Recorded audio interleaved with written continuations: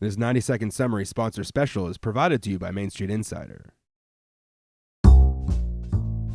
Today we're joined by Congresswoman Donna Edward from Maryland. Thank you very much for joining us. Thank you. It's good to be with you. Great. Can you first tell us a little bit about House Resolution 78? Well, House Joint Resolution 78 is a resolution that would amend the Constitution of the United States. And I developed it and now has 14 co-sponsors to respond really directly to the challenge that the Supreme Court left us by allowing corporations to spend out of their corporate treasuries directly on campaigns. And can you tell us a little bit more about the Citizens United decision and your sort of opinions on that? You know, Citizens United was decided in 2010, and when the decision came out, I think it was really, such a surprise to so many people, because for the first time we basically upended 100 years of precedent that said, corporations really can't spend in the way that individuals can spend on campaigns, and allowed campaigns, the court's decision, to spend directly out of their corporate treasuries. And imagine what that means.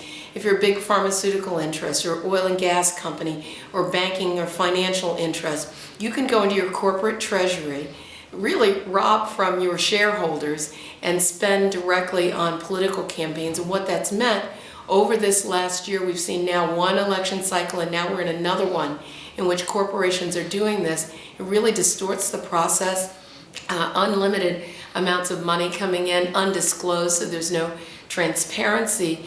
And I think it really is having a deep impact on our elections, on our democracy, and on the ability of individuals, working people, ordinary people, to participate in the political process. Can you talk more specifically about how the decision affected the last election cycle and how you expect it to affect the upcoming one? I will. What we saw all across the country, whether it was in congressional races and individual congressional districts, we saw corporations going into individual congressional districts, spending through entities of the chambers of commerce or other independent entities, and spending on those campaigns. That was completely outside of what candidates did, and they took a message that may not have even been a candidate's message to get out to the American people. And you would see ads all across the country, and I traveled extensively around the country in some of these congressional districts, and you would see ad campaigns run, and you would have no idea who was behind the ad, who was backing it.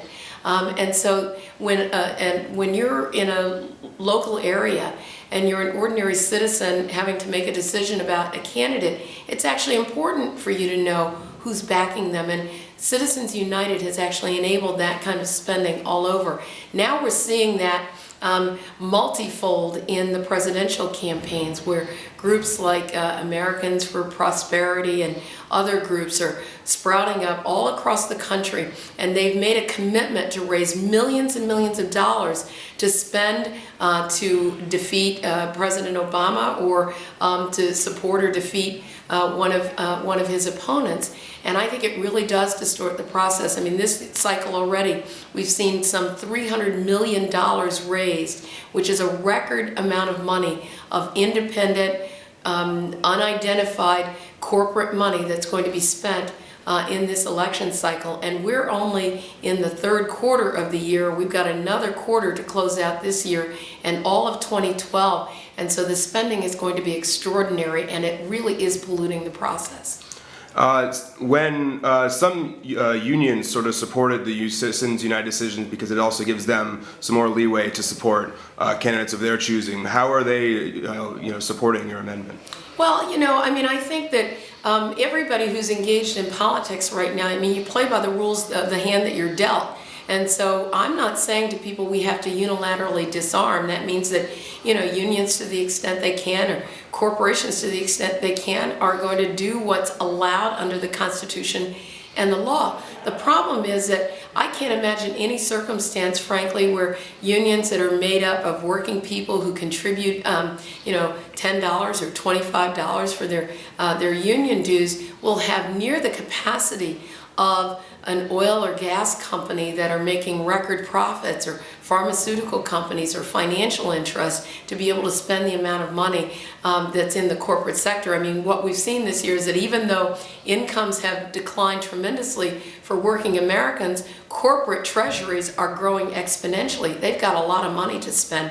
It doesn't in any way go to where the union members and working people have money. And so even though they're playing on the playing field that's been dealt, I think it's really important to underscore this is about changing the system, changing our Constitution so that people count more than money. Great. Along those lines, some see the real problem is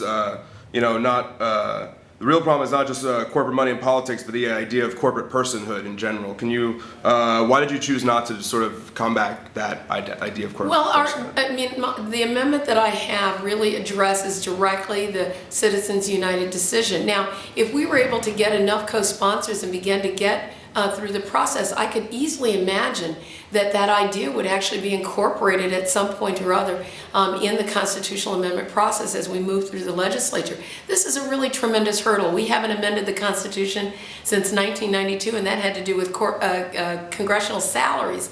But what is really clear to me is that the American people are completely outraged by the Citizens United decision, that overwhelmingly more than 3/4 of Americans support the idea of Congress doing something about this because they can see that it pollutes the process.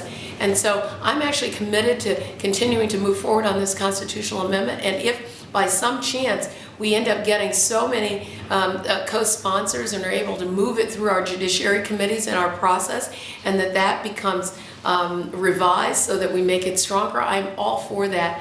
And we took a route this time of really specifically addressing the challenge presented by the court's decision in Citizens United, and I think people should jump on board. It's clear to me that the American people want this process changed.